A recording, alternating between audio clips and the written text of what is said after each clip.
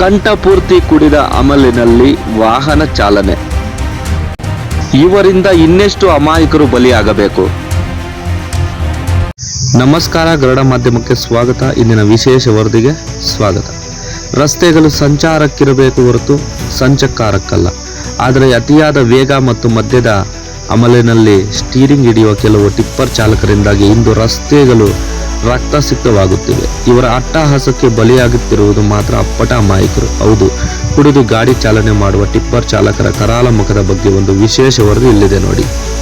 ಗುಂಡ್ಲುಪೇಟೆ ನಗರ ಹಾಗೂ ತಾಲೂಕಿನಾದ್ಯಂತ ಅನೇಕ ಟಿಪ್ಪರ್ ಚಾಲಕರು ನೋಡಿ. ಇಲ್ಲಿ ಒಬ್ಬ ಆಸಾಮಿ ಎಷ್ಟೊಂದು ರಾಜಾರೋಷವಾಗಿ ಒಂದು ಕೈನಲ್ಲಿ ಬಾಟಲ್, ಇನ್ನೊಂದು ಕೈನಲ್ಲಿ ಸ್ನ್ಯಾಕ್ಸ್ ಹಿಡಿದುಕೊಂಡು ತಮ್ಮ ಟಿಪ್ಪರ್ ಚಾಲನೆ ಮಾಡುವ ದೃಶ್ಯ ನೀವೇ ನೋಡಿ. ಯಾವ ಒಂದು ರೇಂಜಲ್ಲಿ, ದಯವಿಟ್ಟು ಇದನ್ನು ಪ್ರಶ್ನೆ ಮಾಡಲೇಬೇಕಾದ ಪ್ರತಿಯೊಬ್ಬರ ಕರ್ತವ್ಯ.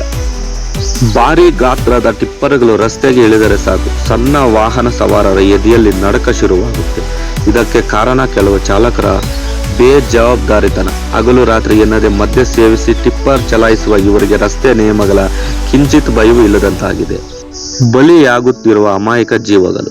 ಕೈಯಲ್ಲಿ ಮದ್ಯದ ಬಾಟಲಿ, ಕಾಲಿನ ಕೆಳಗೆ ಆಕ್ಸಿಲೇಟರ್. ನಿಯಂತ್ರಣ ತಪ್ಪಿದ ಟಿಪ್ಪರ್ ನುಗ್ಗುವುದು ಅತ್ತ ಹೋಗುತ್ತಿದ್ದ ಬೈಕ್ ಸವಾರರ ಮೇಲೆ ಅಥವಾ ಪಾದಚಾರಿಗಳ ಮೇಲೆ ಹಾಗೂ ಕಾರ್ ವಾಹನ ಚಾಲಕರ ಮೇಲೆ.